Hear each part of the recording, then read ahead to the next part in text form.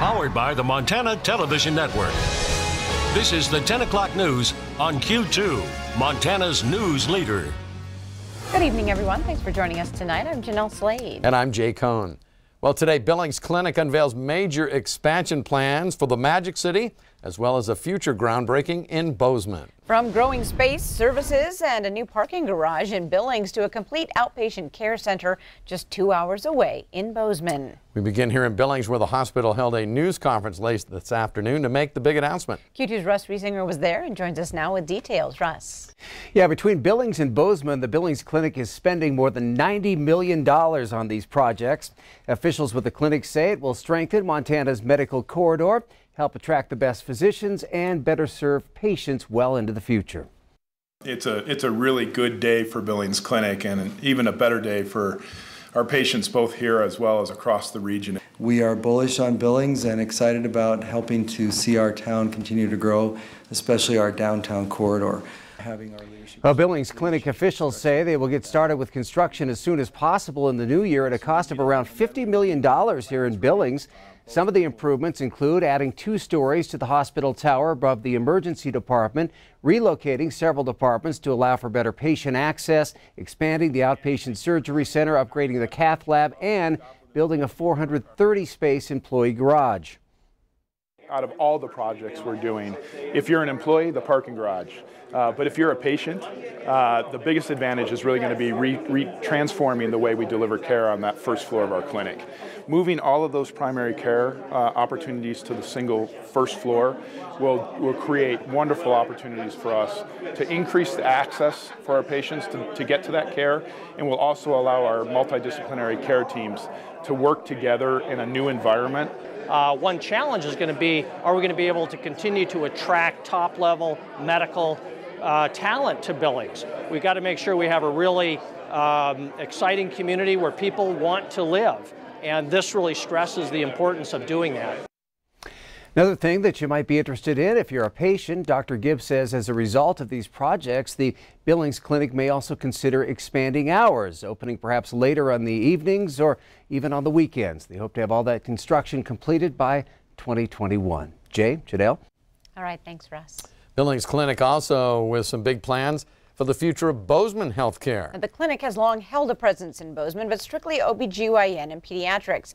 However, starting next year, 97,000 square feet will be dedicated to a much larger medical project. It will also add primary care and medical specialists to its roster, and will also add urgent care and a same-day surgical center.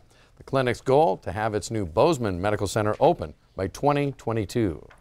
3 people who dedicated their life to saving lives are dead in North Dakota after a fixed-wing airplane apparently fell apart in midair.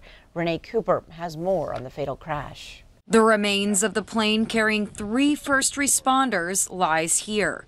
All 3 passengers were killed, traveling from Bismarck to Williston on a Metro ambulance aircraft.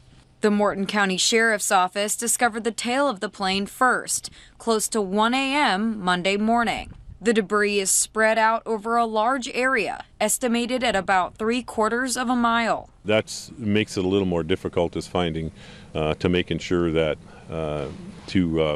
let's control the scene at this point and make sure that the investigation is completed, and it's gonna take a little bit longer. And a search like this one with many pieces can be a lot more difficult in the snow. Thank goodness it was light snow last night, so a lot of the debris wasn't covered up. CHI St. Alexius Health says one of its registered nurses, along with a Bismarck Air medical paramedic and pilot, died in the crash. Sheriff Kirkmeyer says it's hard to respond to the loss of fellow first responders. And it makes it tough. It's one of those things that you hope you never happen, that never happens, but I want to make sure that we do this investigation properly, and then give the families the time and the respect that they deserve. Renee Cooper, KX News. And tonight, that crash does still remain under investigation.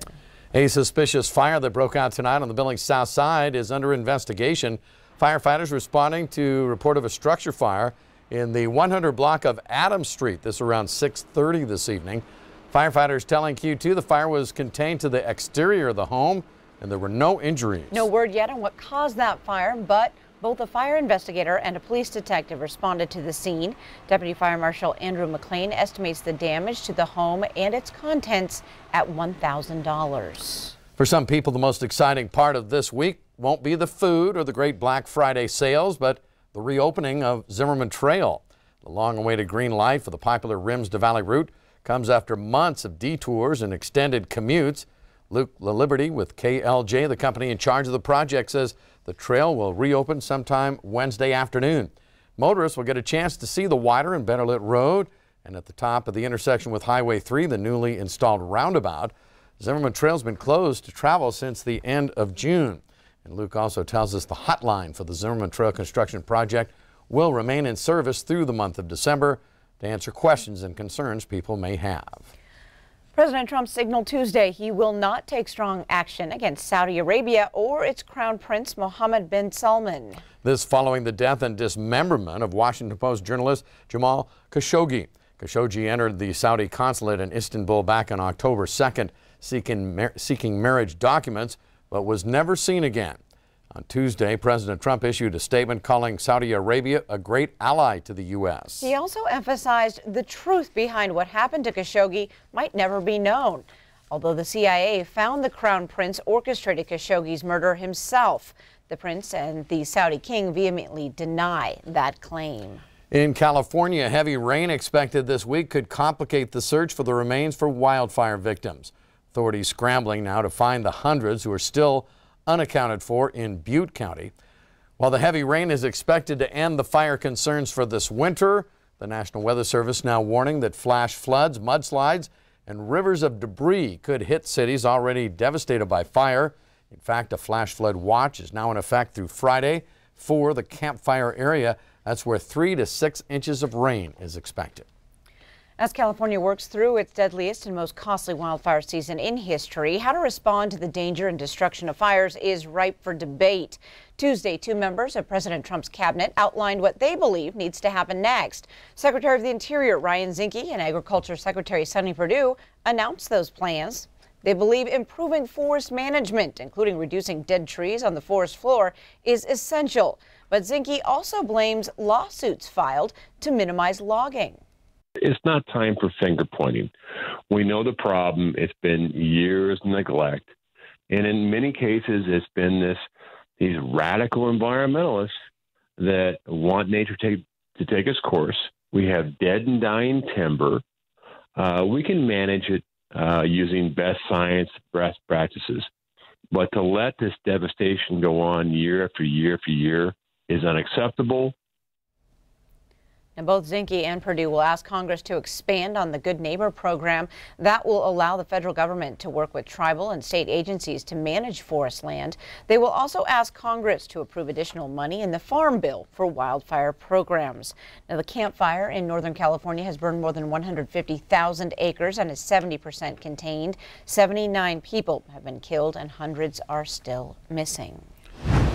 On to the weather scene now. Bob McGuire, we heard earlier about all the rain headed for California, and so everyone here wants to know, is that eventually heading this way? It is a massive storm, and yeah, it eventually is going to make it here. I think, though, it's got to get over a lot of mountain ranges. It's going to run a lot of its path before it gets to us. So let me show you. Here it is. There it is in the Gulf of Alaska. Look at that, all across the western half of the country there. Just some heavy rain out there, and now that's where we are tonight. Generally clear skies across much of Montana and the northern Rockies. Now, by tomorrow morning, we're looking at this system to produce more rain showers across California. As we said, 3 to 6 inches of rain there, all the way up to Washington to the Vancouver, British Columbia. And so that's where we are. We're at 6 p.m. on Wednesday. Then by the time Thanksgiving gets here, it starts changing the snow as it gets up over in the mountains. Here in the Billings area, about 6 p.m., could start to see some scattered rain showers developing. Then by the time Friday night gets here, looks like we'll probably see more snow lingering around the western mountains. And then I think eventually by Friday night on into Saturday morning, it moves into the Billings area. We're looking for all snow moving in here. And this whole thing just kind of wraps up by the time Saturday night and Sunday morning gets here. So we're looking for heavy snow moving in,